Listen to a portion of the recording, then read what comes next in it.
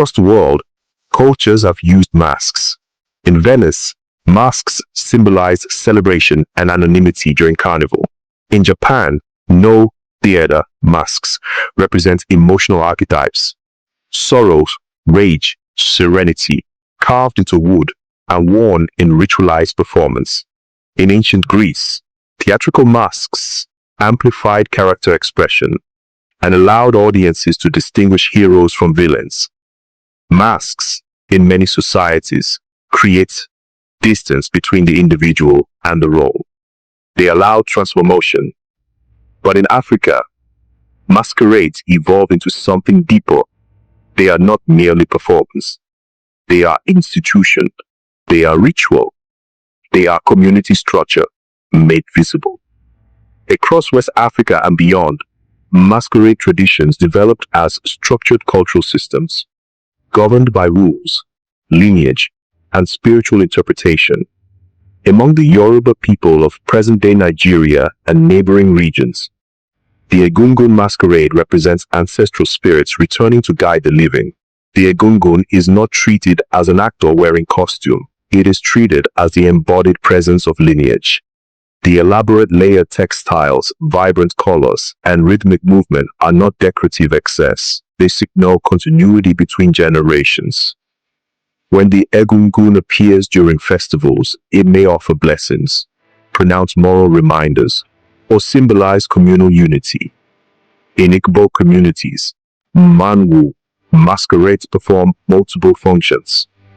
Some are celebratory, appearing during harvest festivals or cultural ceremonies.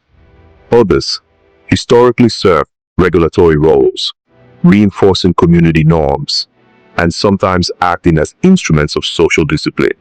The appearance of a masquerade carried authority. It was understood within a shared belief system. Further west, among the Dogon people of Mali, masked dances are connected to cosmology, elaborate interpretations of the universe, ancestry, and spiritual hierarchy. The Kanaga mask, with its geometric cross-like structure, represents complex metaphysical symbolism tied to creation narratives. Across these regions, masquerades were structured traditions. They had custodians, they had codes, they had initiation systems. Participation was not random. Masquerade, in many African societies, served civic functions long before modern state systems existed. They could enforce moral expectations. They could mediate disputes. They could mark transitions from childhood to adulthood, from one social role to another. In communities without formal police institutions, cultural frameworks ensured order. Masquerade was theater, but it was also governance. And like institutions elsewhere in the world, these traditions evolved within defined boundaries. Artistry plays a central role. Masks are typically carved from wood, selected carefully and shaped with precision. Natural pigments are used for coloration. Costumes may incorporate raffia, textiles, beads, shells, and sometimes metal elements. Each visual feature carries meaning. Elongated facial structures may symbolize wisdom or spiritual elevation. Animal attributes, horns, beaks, or feline features may represent strength, agility, or protective power. These designs are not arbitrary exaggerations. They are encoded philosophy. To outside observers, unfamiliar with the cultural framework, masquerades can appear theatrical or even mysterious. During colonial encounters in the 19th and early 20th centuries, many African masks were collected and removed from their ritual contexts. European collectors and museums admired their aesthetic sophistication. Artists such as Picasso were influenced by African sculptural forms. But while the artistic value was recognized, the ritual and social significance was often misunderstood or ignored. Detached from their original context, masks were sometimes interpreted as a primitive artifacts, rather than elements of complex living systems. Over time, scholarship matured. Anthropology, art history, and cultural studies began to examine masquerades within their original social and spiritual frameworks. Researchers recognized that these were not isolated artistic objects, but dynamic institutions integrated into community life. Today, African masquerades continue to evolve. Some communities preserve traditional forms strictly within ritual contexts. Others adapt them for stage performance, cultural tourism, or diaspora celebrations. Festivals across Nigeria, Ghana, Mali, and beyond still feature masked traditions, sometimes in forms that are centuries old, sometimes in creative reinterpretations that reflect contemporary realities. Tradition does not mean stagnation.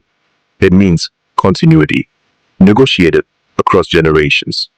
Just as theater evolved globally, from Greek amphitheaters to modern cinema, masquerade traditions adapt while retaining core identity. They remain deeply rooted in communal meaning.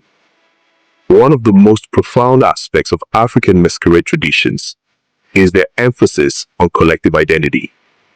In many Western contexts, performance often highlights the individual, the actor, the star, the personality. In many African masquerade systems, the individual disappears.